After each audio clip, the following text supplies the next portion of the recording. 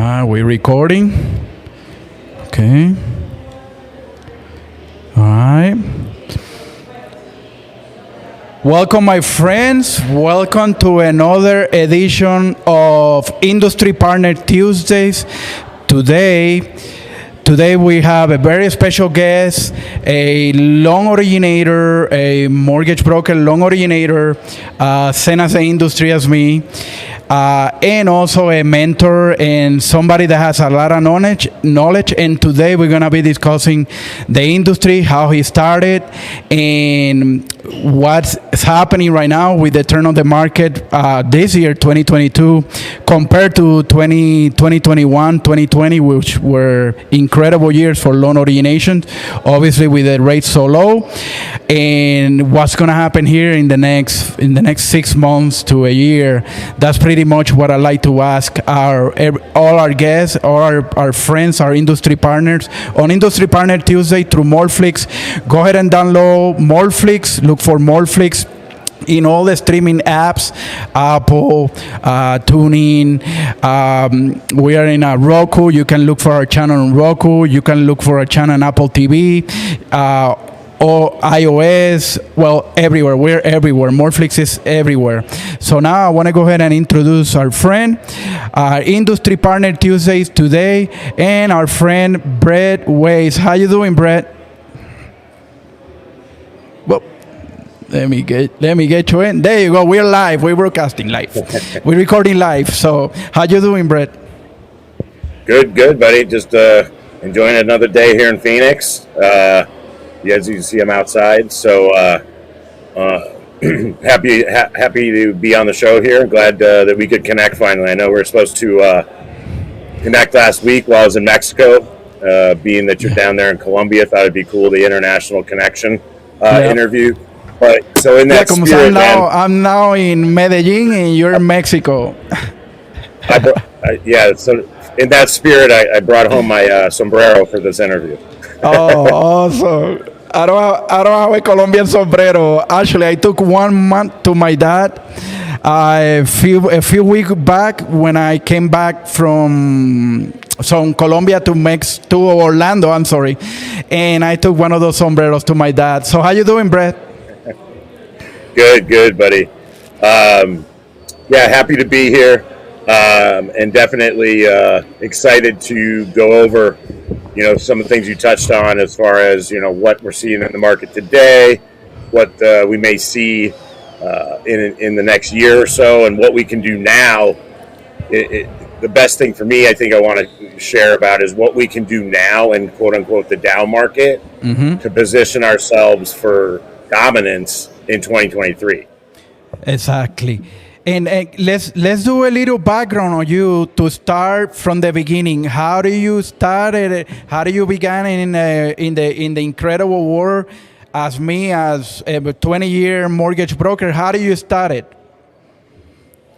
Yeah, so I started about 19 years ago now. I think it was actually the week of Thanksgiving 19 years ago. So good timing there. Almost just like me. A friend of mine was in the industry. And, thought that it might be up my alley, gave me a shot. And, the rest is kind of history. Started working for a small local brokerage here in Phoenix. Back then in 03, almost everybody either worked at B of A big bank, or you were at a brokerage. Yep. There really wasn't kind of the retail channel or, the retail platform like we now have today. So it was one of those two things, and certainly not the bank kind of guy. Yeah, more independent, independent mind. Right. So it just kind of got snowballing from there. It did take off for me pretty quickly. After a month or so, kind of learning the ropes. And it was it was a refi shop. So I got real familiar with FHA and Streamlines and NVA Earls, and I eventually opened my own branch. Net branch, they used to call it back then, for a local broker, and then had my own employees and so on and so forth. We made it through the crash, where almost everybody I knew that got in the business before me had already exited. We figured out one stupid little niche that even with everything underwater, you could still do VA Earls with no appraisal. So we toughed it out through that for another 2 years. But then we started getting the overlays where even though VA didn't require an appraisal, all our investors were throwing that overlay on it, an AVM, full appraisal, whatever it is, and they kind of buttoned up that little loophole. So actually, then I got out of the business, started flipping houses, closed my doors on my branch, and then because of flipping houses, being successful there, I actually got my real estate license. So I, would make a commission when I bought, and then save commission when I sold my flips. Hated being a realtor. Once the flips dried up, once the flips dried up, I had this license, and I'm like, you know what? I'm just gonna, I need to make a living. So then I started doing more not 9 to 5, but normal real estate work, like an agent, working with buyers and sellers, not just on my own investment stuff. And that just wasn't really for me. But I stuck it out about 5 years, and then got back into the business, mortgages, of course. And I went to work at Supreme Lending, retail bank. Yep. And I came back in the business completely revamping my business model, because one of the reasons I couldn't survive after the refis dried up, the Earls, is because I didn't do purchase business. And I scrambled trying to get it, but I couldn't figure out how to do it, and it was just too late. So when I got back in 6 years ago about, I completely changed my business model to be completely realtor referral driven, working with referral partners, and the refis come and go, but and the purchase business always is. And how do you restructure for the people that starting on the business, especially on this market that is crazy? How do you went from a refi shop or a refi mentality to a purchase? What systems you implemented? What stuff did you did to reinvent yourself as a purchase-driven realtor partnership? Because a lot of people don't want to deal with realtors, and a lot of people that's their bread and butter, realtors. How do you change your mind, completely change your mind to be able to do realtors instead of just refis?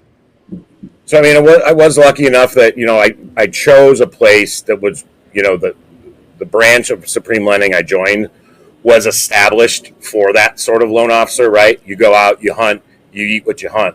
And with that being said, the branch manager didn't completely just throw you to the wolves. And so at the very least, I certainly credit him for, giving us some knowledge, showing us some things he was doing, what worked for him, if we were trying to establish new realtor referral business.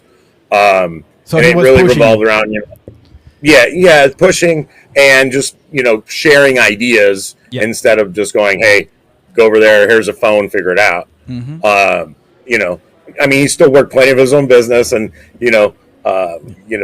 probably put his stuff first. But at the very least was, sharing and, in company meetings and things like that at the very least. And, if you don't know what you're doing, what do they say? Use your eyes and plagiarize, right? Yep. So, if it was working for him, hey, maybe I can do it. I can brand it myself, but at least I got some pointers of how to do it. And it really, revolved around just bringing value to realtors. A couple things that worked really well for me was putting together in-person events to either give them education. I even came up with something called the Dial Party, where we will all get together at a title company in a conference room at my office, whatever it would be. I'll provide the leads. I'll provide the scripts. We'll have some food and drink, and we'll sit there as partners and call leads together. These are purchase leads that inquired on the internet. All you got to do is show up and put in some effort, and we're going to turn those into applications together. Nice. Putting your hand out first like that is significantly different than what all the agents are used to hearing, those Monday morning phone calls everybody used to make or probably still make. Hey. So you got them involved in the process of calling the leads and being there, and you were do the pre-approvals. Here's a hot lead, a whole pre-approval. Go and show the whole house. Right. Yeah, yeah. Essentially, and not in a bad way. They became my telemarketers for 2 to 3 hours, right? That's a nice And strategy. I That's a just, nice idea. I, I would just wait for them to get somebody. No, I haven't gotten pre-approved, and they'd say, "Well, you know what? I'm working here today with my lender. Let me get them on the phone for you." And I'd take the cell phone, and take a quick little paper app, and then move on. And then at the end of the day, I'd have X amount of apps. We get pulling on credit, and take it from there. Gotcha. So yeah, and that's something I taught a recent hire of ours at Nexa. She came to us from Freedom Mortgage out in Jersey, and high producer, but more of the call center LO. And the rough part was getting business. How do I get started? I showed her my strategy on this, and her first time about a month or 6 weeks ago, she got 9 realtors to show up. It was a huge success, and she's now going to start doing those every single month. Oh wow, nice. Even on this So market, yeah, right? what's that? Even on this market. Well, Yeah. I think really even in this market, agents are hungry. Their gravy train's quote unquote over a little bit too right now. So I think right now is where you double down as LOs and start doing those sort of things. You double down on your systems, you double down on yourself, and then double down on your efforts to pick up referral partners. Because as Barry Habib's predicted, we're probably going to see another dip in rates after the inflation numbers come out in early February. Yeah. So that's not too far away. But those that can't survive or get out of the business, hopping back in, those are agent partners that are floating out there that need a new lender. Yep. So if you could come to them, hit them at the right time, and bring some value in addition, then you're just positioning yourself to be their go-to, to be busy as hell all of 2022 and 2023 and forward. Yeah. Yeah, and especially when you're a broker and you can offer the client such a lower rate than a retail lender. Obviously, we know that brokers are better. I'm part of that, Ain and everything, and Anthony Cass and everybody else. So I know. And Nexa and everybody's doing an awesome job. Everybody, at least the people on the in the battlefield in the streets are doing an excellent job and trying to survive. Like you said, the gravy train is a little bit light, but hopefully next year it'll change. Hopefully Barry, my friend Barry is right, and we will see a dip on the rates, and we can go to a little bit more. Depending on inflation, we can go to a little bit more normal type of market. And what are you? And right now you're concentrating on purchase business. Obviously, refis. Who wants to refinance at a 6-7% or whatever the rates are? What you concentrating more on a purchasing business? You mentoringship, right? You're doing some mentoringship as well for Nexa. Am I managing right? Really? Yeah, I honestly, I don't do a whole lot of personal origination any longer. Yeah. I was number 3 in the company in 2019, involved in volume in units, but now at this point in my career, it's really more about team building, career building, and like I said, showing others what I did to be that number 3 guy in 2019. And that was a purchase market then. Rates were in the 5s. You know what I mean? Not a ton of refis. So my business was probably 95%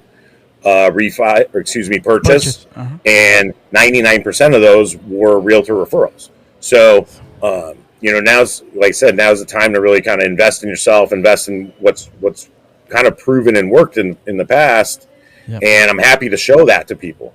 So that's really the biggest focus of mine, my day in, day out work right now at Nexa is finding folks that want to join, introducing them, seeing if they're a good fit. And then if they are and they, are newer to self-sourcing or just want to double down on self-sourcing, like, hey, I think I'm pretty good at it, but, I could always use another strategy.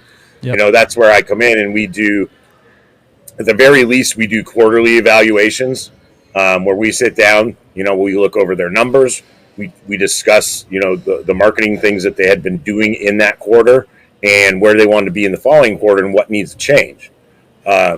So, those are some of the things I really enjoy at this point. I don't know if it's because my mother was a teacher, Yeah. but maybe now at my old age of almost 45, I'm falling into her footsteps finally. But Brett is incredible. The craziness from last 2 years with that bug, and the craziest origination years in history, 2020 and 2021. It was intense. Everybody was overwhelmed. Everybody was like going crazy. The volume was incredible. To now, we've seen people, reports of people 50% less production, 60%, I think as high as 70%. What makes a loan officer, an MLO, in this market, or a better market, or this market, or the market to be, or the market that is going to come after this one? Because we have been at it for 20 years, so we've seen the ups and downs. What do you see? What that loan officer needs to do, that MLO needs to do to continue trucking, to continue originating? We have mentioned a little bit here, but what would be your main, or your top 2 or top 3 main things that a new loan originator, or a seasoned loan originator like us, 10, 15, 20 years, what can they do to survive this market, this crazy market, and the markets to come? sure. So I think, the come to Jesus moment really is right now, it is going to be working twice as hard for half as much money, more than likely. It really, that's just the reality of it. But if you're open to that, you see that, and there's the light at the end of the tunnel, you're just positioning yourself for perhaps even a bigger year than you had in 2021. Yep. Okay. You're going to gain more market share as we lose LOs, as the war of attrition comes through. Then there's less fishing poles in the pond, right? Yep. And if you're already out there giving value to agents, picking up those agents that just lost their LOs, all that sort of thing, you're just positioning yourself for that. So I think, what you have to do is, one, whatever it is that you decide you're doing, as far as a marketing thing, any sort of strategy, you must do it consistently, right? Yep. Whatever it is, you have to consistently do it. I see that so many times. If somebody tries something like once or twice, they get discouraged and they go, it doesn't work. Yep. Well, how long did you try it for? We talk about that on my quarterly reviews with everybody, because I go, well, I did this for, and it didn't really pan out. I say, well, break that down for me. How many times did you do it? Mm-hmm. Did you do it once a week for 6 weeks? Did you, how long was it? Because that's when you're really going to see, true results.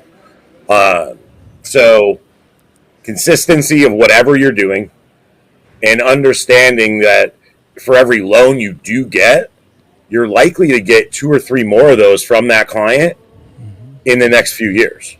Correct. Right.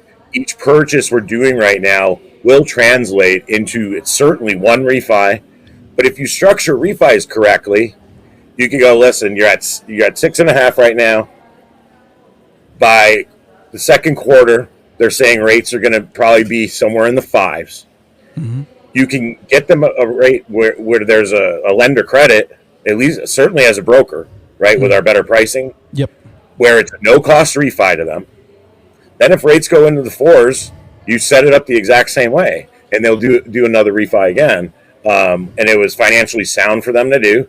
They didn't pay closing costs 3, 4, 5 times.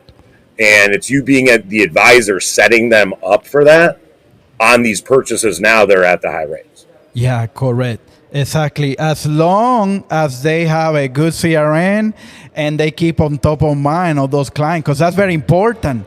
That's very important as well, because it's not going to matter if you don't have a follow-up system where you're going to continue following up with that client, happy birthday and whatnot, and happy anniversary, and when the rates go down, point, 100, 150, 200 bits that it will come. They need to have that system where you're gonna be able to call, dial even through your CRM, dial that client and talk to the client. Hey, let's go ahead and get you refinance. I can save you, $200-$300 on your mortgage payment. So it's exactly what you say. But the loan officer needs to have a good system, a good follow up, a good CRM, and use it. The best CRM on the planet is the one that you use. Sure. Yeah. Right. And then to that regard, yeah, I mean, staying in front of people is, essential, and making sure that every single person on the planet knows what you do, right? And that's going to be, again, we're losing LOs, taking those spots, if you will, right? Yeah. And then when rates come back, everybody's all excited. Everybody's forgotten about the BS doom and gloom in the media about the housing market and everything like that. You're going to be top. Yeah, they've been calling for a crash for a year and a half now. Nothing's happening. Yeah, right. Few years. Yeah, I just watched another video, Barry, that he recorded Friday, or I don't know, sometime last week, and the inventory is still so low. These rates should pop back rather quickly. Mm-hmm. And then again, we have, probably a shortage because people are hopping back in. Gotcha. They're not so scared and going to realize 5%, maybe the new norm. We're not going to see 2s and 3s ever again. And if I like the house, I might as well buy it now. Yeah. Yeah, very definitely. And investing in yourself and systems, I think, you touched on the follow-up and all that. So if you're not busy right now or super busy like last year or the year before, now is the perfect time to dial in that technology, the systems, the follow-ups, whether it's lead gen systems, just your loan process, anything that you can modify and simplify, you've got the time to do it right now. Mm-hmm. Right? So work on your process, work on fine-tuning anything that has to do with this business that will make you more efficient while you have more downtime right now, because these rates come back, refis will start popping back in, more buyers are going to be coming, and you're going to be busy to some degree like years past. And then those system tweaks and upgrades and fixes tend to go by the wayside because you're just blowing up with deals. Yep, exactly, yeah. And you, like you said, you build on that and also build on your follow-up system. And once the market turns and we start getting, loan originators start getting more leads and more clients, they'll be able to have a almost perfect system where they can work on that client, get them close, get them to the table as soon as possible. Us brokers, we average 15 days on the average. So we're pretty fast as brokers. Right. Brett, and one last question on the transition from lenders, from retail to getting licensed as a mortgage broker. That's all through United States. I'm in Florida, so it depends the time that MLO puts into getting licensed. But what are you seeing on that aspect, on transitioning from retail to broker needing a license? A lot of people from banks or retail, they don't need licenses. What are you seeing on that aspect? So, right now is kind of renewal time. So it's a little slower probably everywhere. Mm-hmm. Transitioning licenses as well because they're working at once. So, and you're right, it varies state to state. Yeah. Arizona, where I'm at, is notoriously very quick. And then our lovely neighbors to the west, California, are notoriously slow as shit. Yeah. Yeah. So it really is in the state. And I believe, new license versus just changing sponsors is going to also have a different timetable, and then you've got renewal time as well. So best thing to always do in that is call the state. If you're coming on board to my company, we've got a licensing department, mm-hmm. and they're completely up on it. They just excuse me, the LO just hops into our Zoom platform, goes to that department, asks a specific question about a specific state, and because the gals in that department deal with it day in day out, they know all the That's their answers job. and who to contact if there's an issue. Awesome. Give us where people can find you. Give us a shameless plug. Here at Morphlix, I invite everybody from whatever company. This is an open project, open source. So anybody can come, even if in retail, whatever, real estate, mortgage. Morphlix is for everyone. So give us a plug, and where can people can find you, Brett? Hey, man. Yeah, so obviously everybody knows I'm with Nexa Mortgage. We are the #1 broker in the country, licensed in 48 states, DC, and Puerto Rico, and a couple other territories on the way. Puerto Rico, hey. That's where I'm from. Yeah, man. I've been here 4.5 years. I was one of the first 10 LOs, so I've seen the massive growth firsthand, and can definitely tell you that. Shout out to Mike Cortez and all the management team in Nexa. Absolutely, yeah. Shout out to Mike and Matt for building this monster of a company that has exceeded everybody's expectations, I think, and these fellas still are not done. I just saw something happening in motion. They are out in California with the executives at PennyMac, so I'm excited to hear what transpired from that. But certainly, if you'd like to learn more about the company, like I said, I've been here 4.5 years. I'm one of the OGs. And definitely take an interest in everyone's success as I move into the career builder part of my own career. Awesome, so you can find me Facebook. I'm everywhere. You got me. Yep.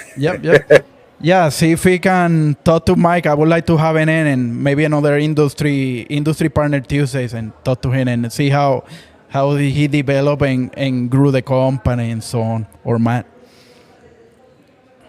We'll, and that's the thing about Mike. He's the CEO of over 2,000 LOs. I've got his cell phone number. I can text him. He'll call me on a Sunday night. If it's something that's really needed. And yeah, I got you, buddy. And last thing, we have a discovery call every single Wednesday on Zoom. Just text me 6410-2515, and I will get you to the sign-up link. It is even being done. I'll put your info in the show notes, so everybody, whenever somebody streams, see it on any of the apps, they will be able to see it. Beautiful. Brett, man. Even this Thursday from Mike Cortez's. Go ahead. I said we're even doing the Nexa recall this day, Cortez's kitchen. You cut up a little bit. Go ahead and say that again.